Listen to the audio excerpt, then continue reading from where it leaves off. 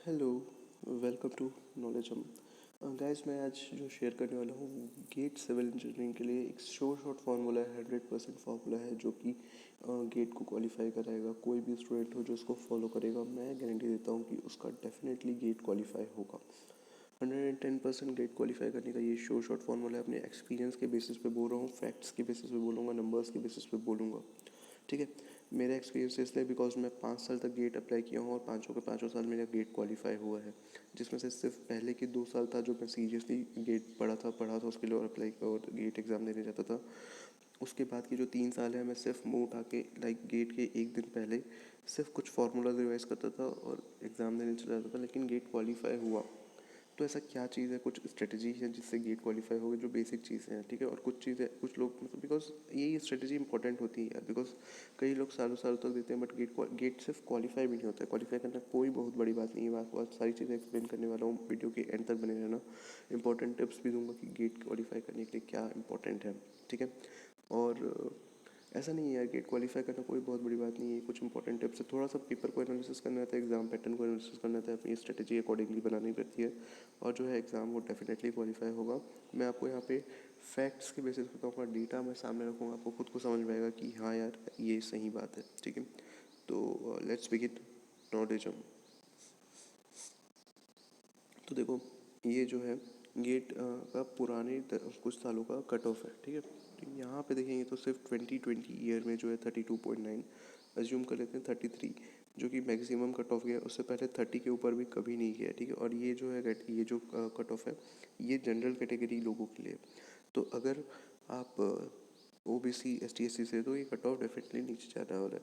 लेकिन मैं एज्यूम करके चल रहा हूँ कि हमारा जो गेट ऑफ कट ऑफ है नेक्स्ट ईयर वो 35 है, क्योंकि हमको सेफ साइड में रहना है, हमको हाइयर साइड में रहना है। तो अपन लेट्स एज्यूम दैट 35 रहेगा अपना गेट का कट ऑफ। ठीक है, और उसके अकॉर्डिंगली अपने को प्लान करना है कि अपने को कैसे करना है। ठीक है, तो मैं आपको कुछ सब्जेक्ट वाइज पहले डेटा दिखाता हूँ कि सब्जेक्ट वाइज एनालिसिस क्या है।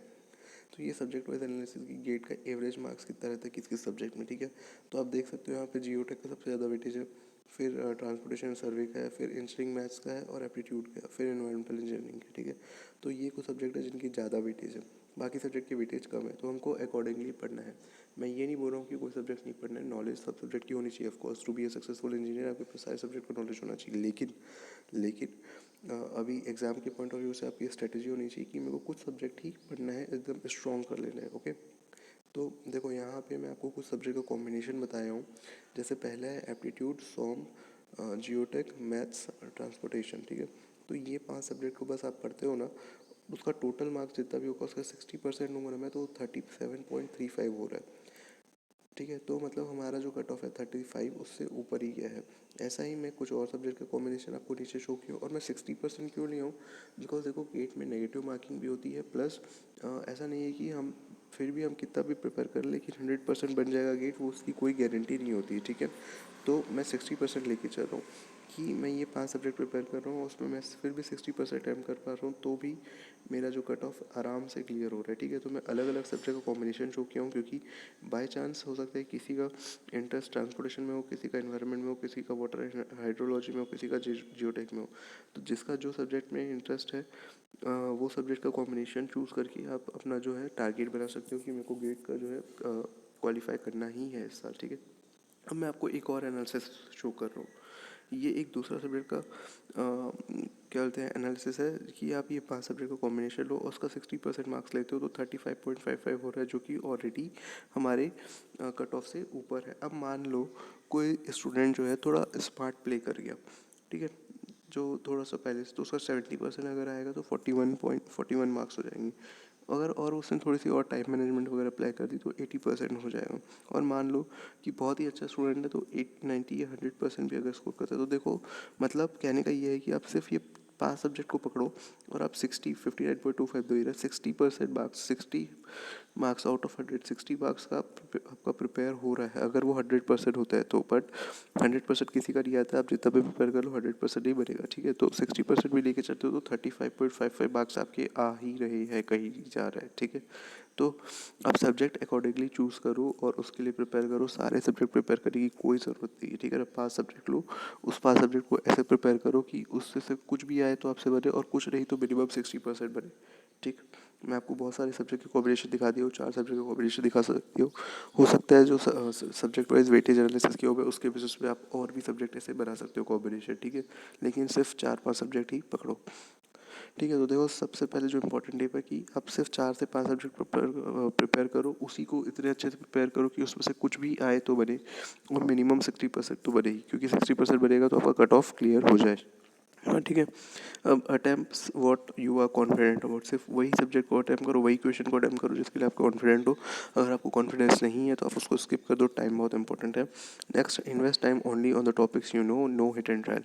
गेट एग्जाम में हिट एंड ट्रायल करने की कोई ज़रूरत नहीं, आप सिर्फ वही क्वेश्चन अटेम्प्ट करो जो आपको समझ में आ रहा है कि ये हो रहा है।